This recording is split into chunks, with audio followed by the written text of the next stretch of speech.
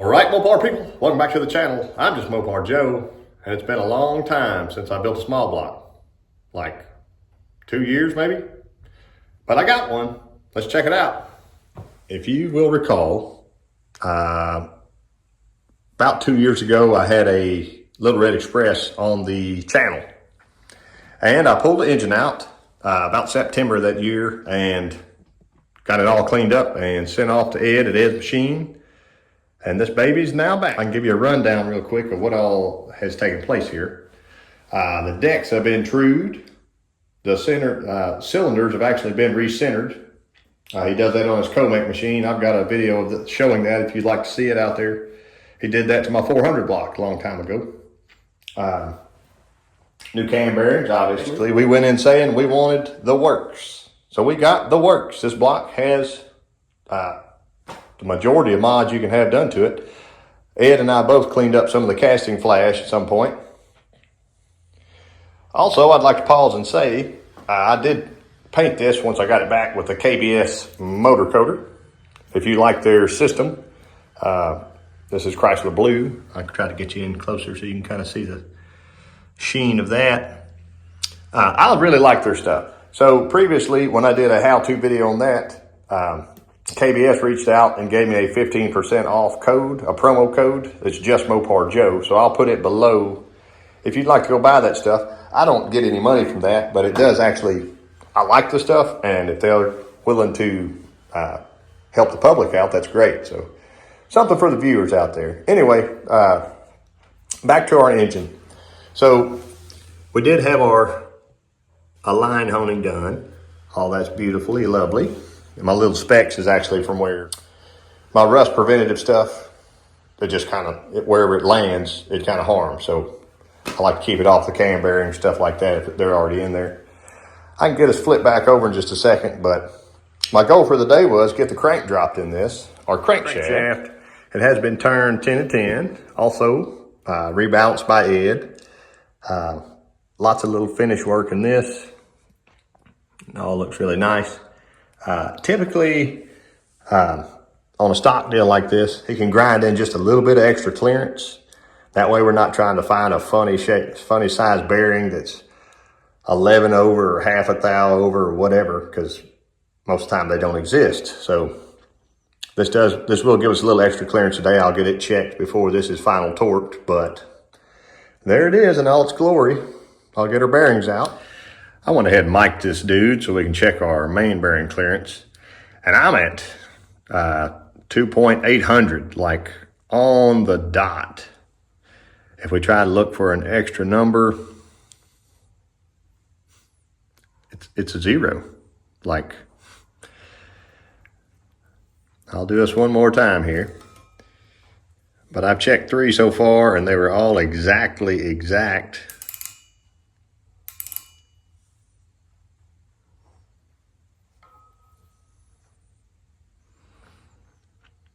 Look at it. So I've got my dial bore set up so we can check that front bearing right now. And then I can check the others as I move along. I had a viewer last time tell me that they really think my rug tied the rim together nicely. So I'm trying to reduce my echo in here. Let me get us dropped in.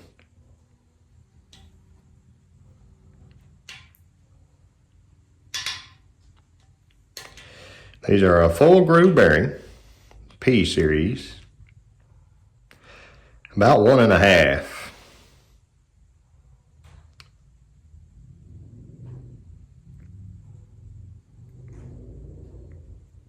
One and a half.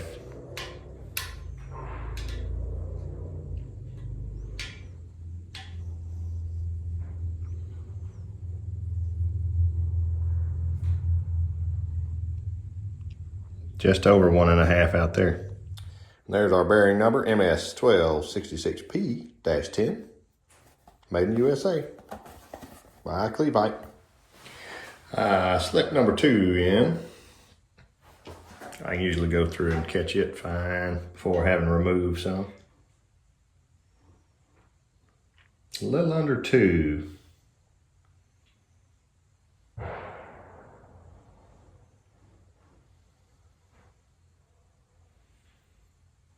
So under 2. Number 3 will be our thrust bearing.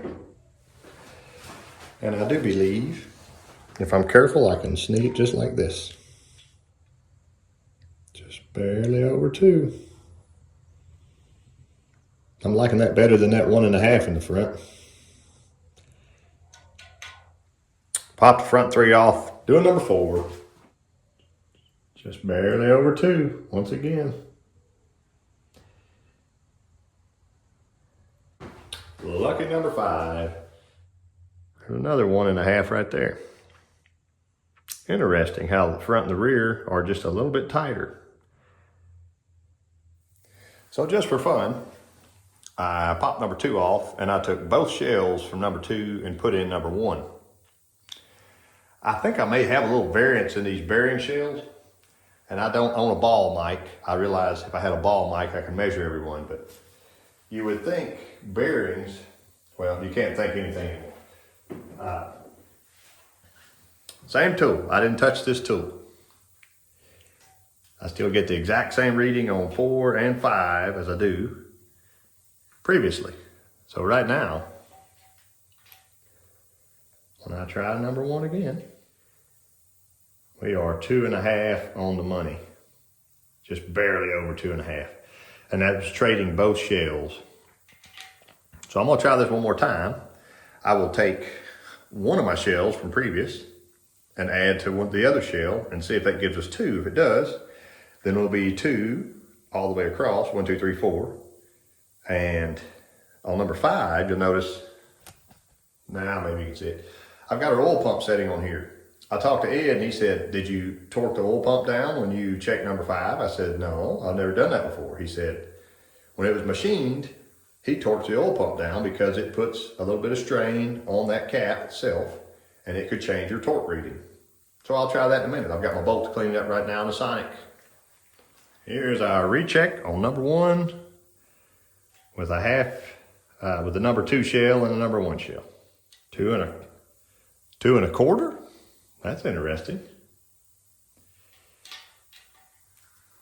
Let's swap our other one then. Got a half shell here and a half shell here now. So a combination of 1 and 2 and a combination of 1 and 2. That maybe is right on 2. I don't know if you'll be able to see it from that angle. It is perfectly on 2 right there. I'm not going to keep checking that and scratching the bearing up, but I will lightly give that a polish so it'll get some of my scratches, but that truly usually doesn't matter.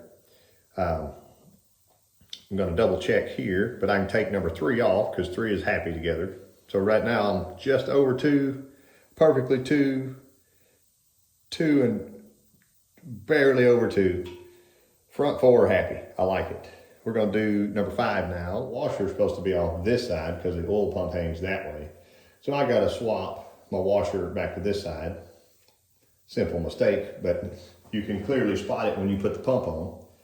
I've got my oil pump bolts cleaned up, 30 weight engine oil. We're going to torque those down to spec and we're going to recheck right here. Okay, to be consistent, I'm going to get a new reading since I have swapped these bolts and retorqued. I torqued these to 105 foot-pounds instead of the 110, and that is what Ed has machined this at, so we're legit.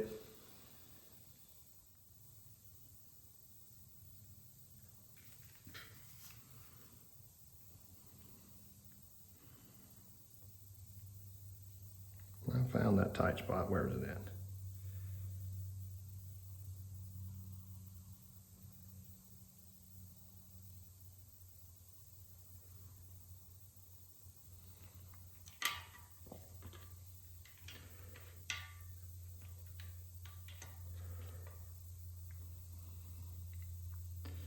There we go.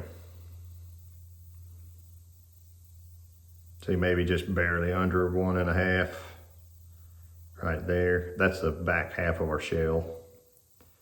There we are. I'll go to our back since we know that's our tightest point. Right.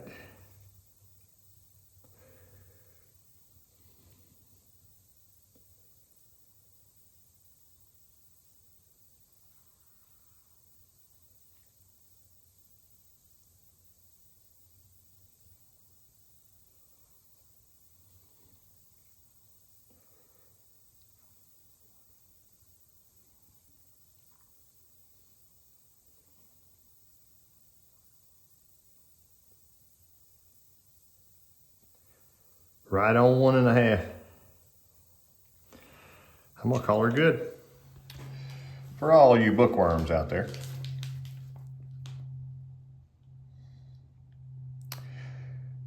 Bearing clearance, half to 2. We're on the money here. Just an old reference. I say recently. Watching Brian Salter, he left me some good comments the other day. I got to put the camshaft in the engine first. That's what the man says. A lot of people do. And while I'm here, I might as well. This is our Lanati grind number. And I will pull the cam card out so you can see it also. But this cam is something a little bit unique, let's say. Here's those specs for the people playing along at home. 515, 530 lift. And I do believe we are going with 1.6 rockers. Get us a little more lift on this dude. Fairly mild, 219, 227. This is a voodoo grind. So you'll see LSA's 112. So it'll give us nice vacuum, have good street manners, but also have some sound to it. I always like the voodoo stuff, but I do believe Lanati is, since they've been absorbed by Comp, I don't think they're going to make any more camshafts. So if you want to steal these specs for something after you hear the engine run, you can. I'm sure you can call Comp and have them grind this for you if you'd like. But the cam itself, when I brought it to Ed at Ed's machine, because he put these cam bearings in for me, he put it in, it wouldn't hardly turn, or he couldn't even get it in. He then checked it in the V-blocks, and it was bent 13 thousandths of an inch. So imagine 13 thousandths from end to end. When that dude rolls, it's trying to walk up and down in the block. So Ed did actually straighten this. I'm gonna get it cleaned up and stuck in first thing, but that's the story of that. But a lot of people will be glad to know this is a hydraulic roller, so this will be a retrofit deal. First one of those I've done on the channel, and maybe in my entire life doing retrofit, because this is the original 79 Little Red Express block. He didn't want to go to a newer block. This is what he has. So that's what we're doing, and it was kind of an ordeal later, you'll see with our cylinder heads and stuff. But let's get our cam in. She rolls like free money. And it actually looks good in there. I'm used to seeing the big block lobes. These things here are so big and wide. It's pretty amazing. But all that looks nice. I think we can get our crank cleaned up, rear seal in today, drop that crank in. We are. She's ready. Got our bearings nice and cleaned up. Crankshaft is cleaned up. Everything in this engine is getting AMSOIL break-in oil. I have some in a small squirt bottle. I also have oil assembly lube. Traditionally, I'm a Lucas guy, and I'll do like a Lucas 50-50 mix. Everybody knows that if you've ever seen my channel. But we went with AMSOIL on this. Seems to be good stuff. I'm putting just straight these little kitchen bottles you can get on Amazon or at the Dollar Tree or whatever. I'm just putting me a little dab of oil on these bearings first, and I'll drop our crank in, and we can do our spin test with just straight engine oil. If this engine was going to set up for a while, you know, assembly lube is good. And I'm going to put assembly lube on these faces of the rust. Go a little more on him. My Mr. Race oil, engine assembly gel from Goodson. I'll put that on my rear seal so it's not dry. Just a little dab. It looks kind of like blue grease.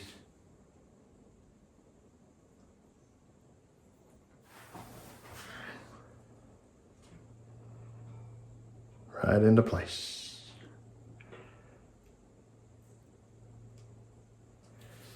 There we are.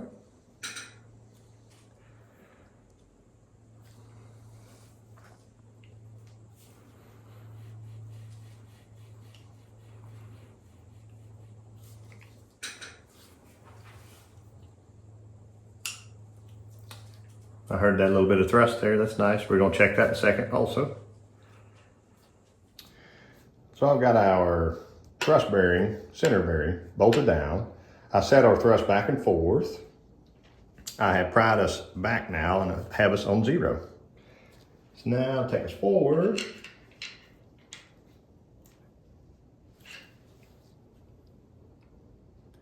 A little over 3. Call it 3.5 if you want to.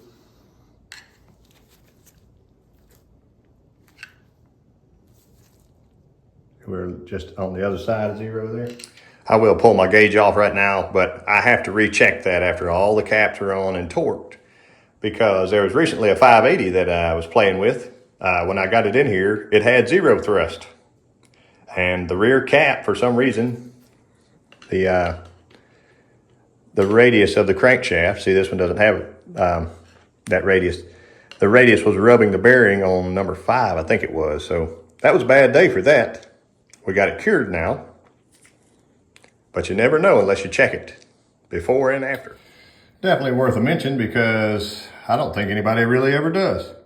There's a plug on the right side oil gallery that is right down this hole right here. I'm gonna set my file in for now. It's right there, cut plug.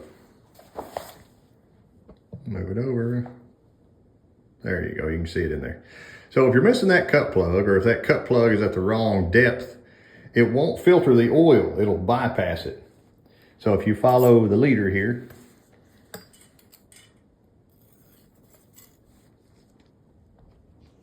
there we go. That dude shoots out right there. If it's not too bright. Anyway, so going into there, and that's what it shows you in your book. So if you're missing the plug, you're gonna have a bad day. Spooky season's supposed to be over with, but when I put this crank in and spun it after I torqued it, it felt kind of spooky. It even felt grindy, gritty. So I called timeout. It would free spin. I could free spin it, but I could hear just a little bit of sound. I said, you know what? I'm here. Pull the dude out. Let's look. Here's that bearing box again, in case you missed it earlier. Like something went crunch at some point in its life. We'll get back to that, maybe. Look at these bearings. I'm gonna zoom out first. We'll go one by one. Thrust. Perfect. Basically perfect. Number 4. Looks like it had a handful of gravel in there. Number 5 was scraping on the outside, but not the inside. Well, kind of on the inside. You can see that, but look at that dude. I've never seen this in my life. Number 2, same gravel. I cleaned this crankshaft within an inch of my life a minute ago. Every hole deburred, which Ed deburred it, but I wiped it all out. I used a nylon bristle brush so I wouldn't raise any metal edges, anything like that. Hand inspected everything. There's that outer edge. Just for fun, I'll check the crank for straightness, but I'm wondering, is there something up with these bearings because that box looked so bad. Checking our little crankshaft here.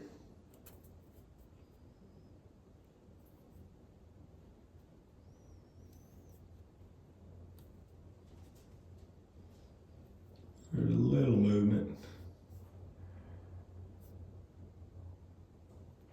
One.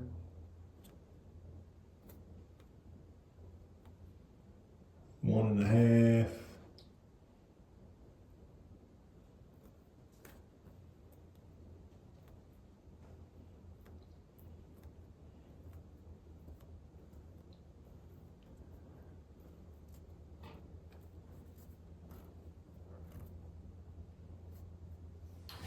It's a brand new day in the neighborhood, and I now have some 4999 MA10s from Sealed Power. And their box looks like this. Much, much, much better. I'm already feeling better. But I wanted to check the run out again with a new bearing in the front, new bearing in the rear. I've wiped off all the journals and cleaned them again to get all that old film off and stuff. But currently, I'm looking at about, this is on the front half of the crank, so in front of the hole. There we are, back to 0.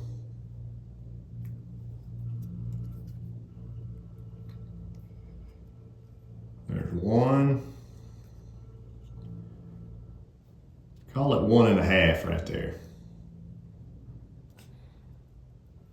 And then it goes back. So 1.5, I think that's an acceptable amount.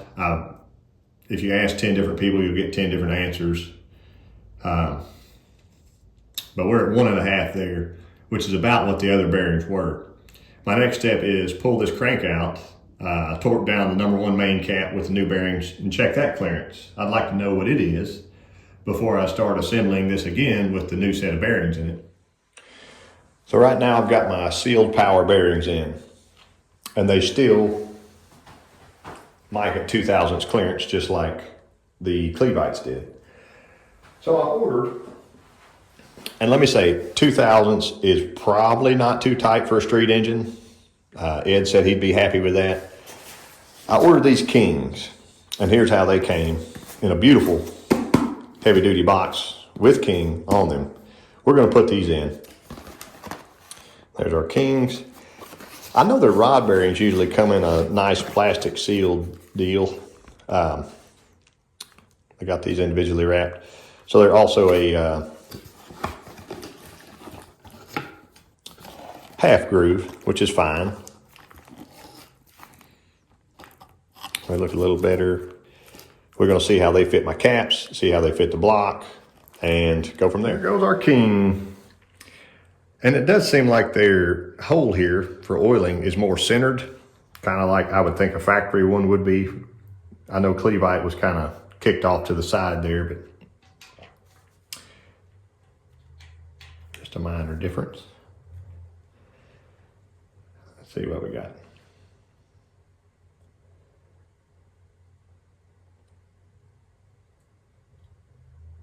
Two and a half. I like that. I like that better than 2. And we're under 3. That's okay. 2.5 right there. Then we rise up. I figured I would check our thrust now. I don't have the center cap on, but it's not going to ever gain any more than it has right now. It is in the most free, relaxed place. All my bearings are in. They all mic'd nicely. Crank spin smooth like butter. Right now we're at 0. I push back. It'll give us right at 4, barely under 4, whatever you want to call it. So that's actually like 4 better than I did 3. When I get our other cap on, I'll recheck, but 3,000 thrust, 2.5 on all our mains for clearance, and she spins wonderfully. This is just engine oil. I did put my ear by everyone. There's no more scraping, no more problems. Rear mains resealed. We're ready to move on to pistons, rods, and rings. Thank goodness. I got her flipped over, just checking ring gaps real quick.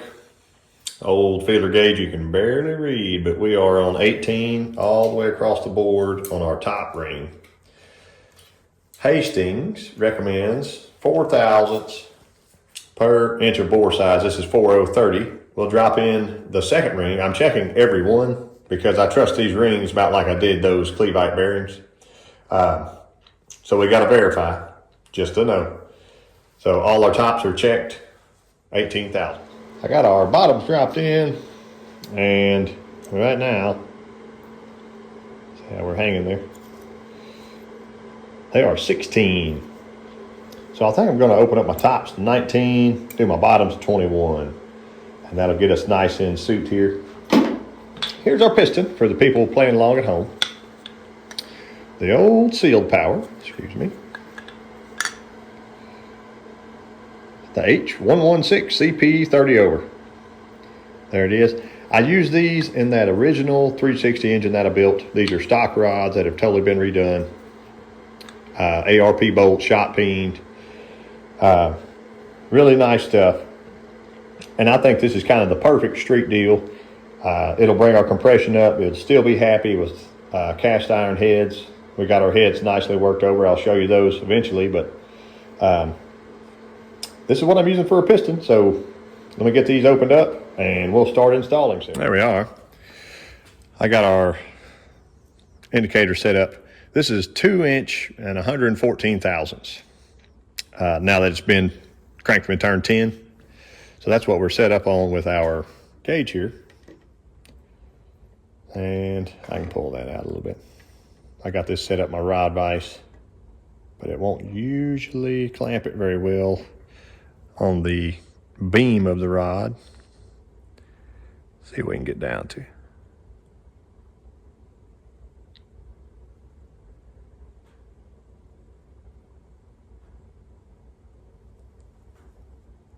There we are. Just over 1.5.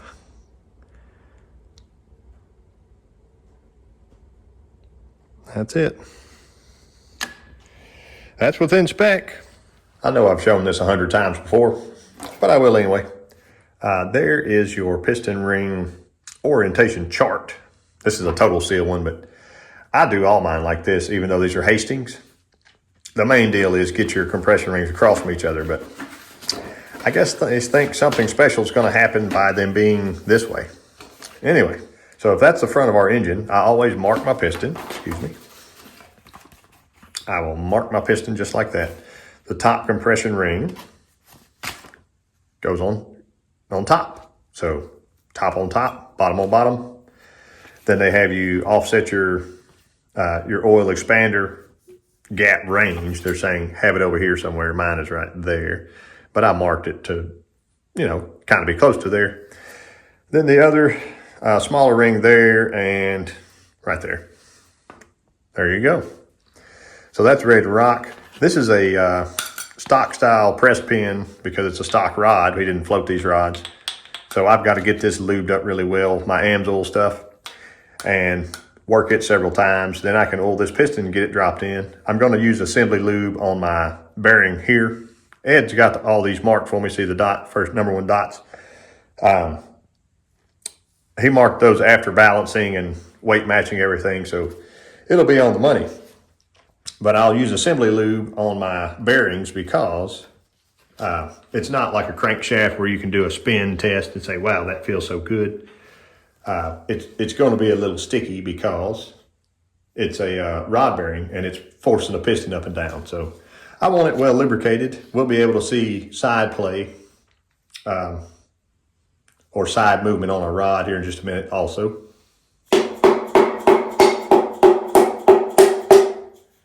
We are in. That's smooth and easy. You wouldn't believe it, but I had to turn this thing way down from that 580 I just built and rotate it into our rod. I gotta give her a little twist. And that's it. Notch to notch. Also, it's got my dots on here, so that's easy. There they are.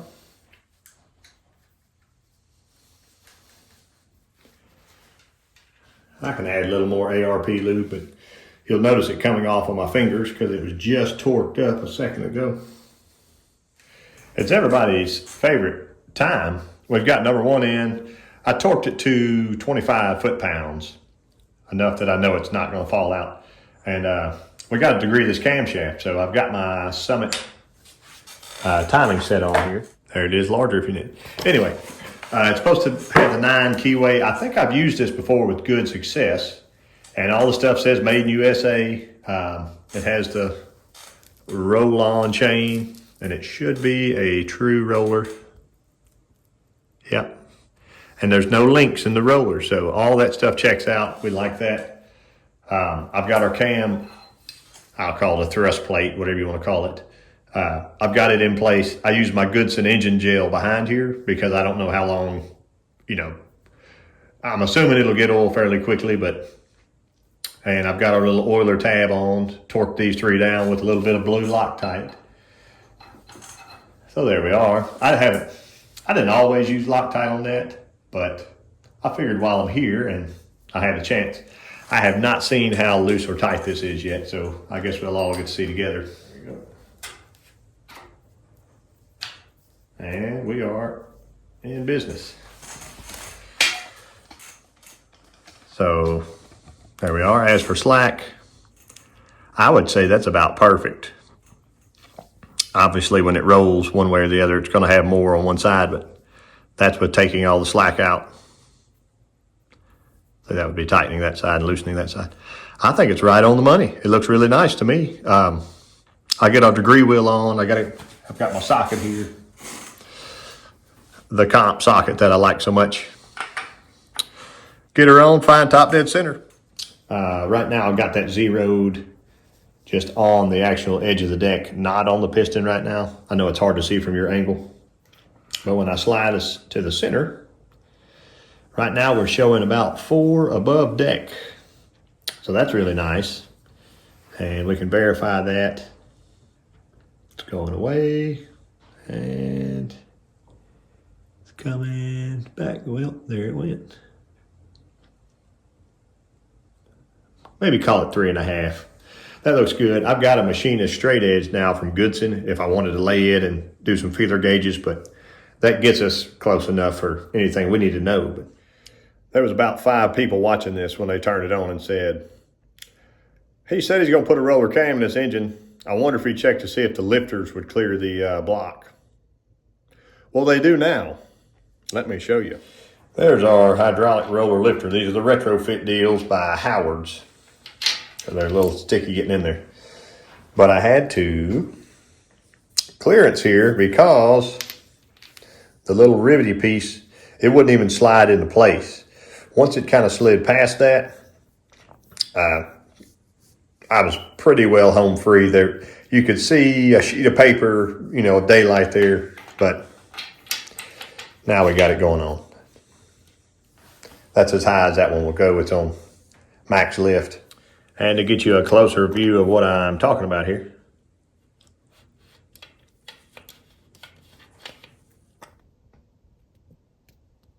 I got clearance. I can check it, but it looks about like 60 thousandths. We are good to go there and good to go there by a mile, but that was the big troublemaker. We are set up to go. I've got our lifter in upside down right now so I could get a better spot for my indicator. I'm on max lift right now. We're gonna go 50 after.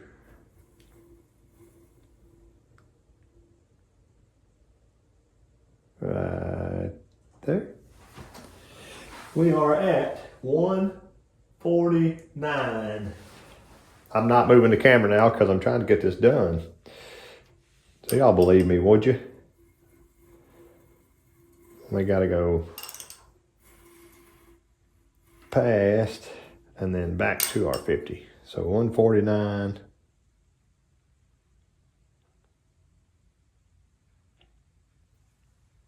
Right there. 149 and 64.5. I'll double check my max lift and try this one more time. So I'll just start backwards this time. We got to go past 50 and then back to 50. Right there. 65.5. Now we can roll forward. Be sure we hit our 0. Rolling the money.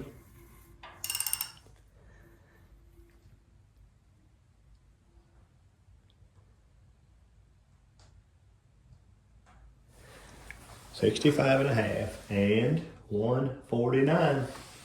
That second time around, I got 107.25. And if you look back at our cam card, center line of intake is 108. So we're going to leave this dude alone. The first time was like 106.75, which you could round up to 107. So I'm all over it. And I'm going to leave that alone. Truck's going to have lots of good torque with this 360. It's going to rev nice with that hydraulic roller. It's going to have good compression with these pistons and setup. So I think I might end us off there today. I still need to measure for push rods, check our piston to valve clearance. It should be fine, but you never know. Also want to check it with our rockers. We're using 1/6 rockers for that cam, so it'll give us some more lift. And if there's an issue, I could probably send those back to Harlan Sharp. They're usually pretty good to Mopar people or to anybody. But shouldn't be a problem. I think we got a good start on our engine today, and I hope y'all follow along for the rest. I'll be able to, once this is built, run it on my run stand, install it in the truck, and be able to drive with it.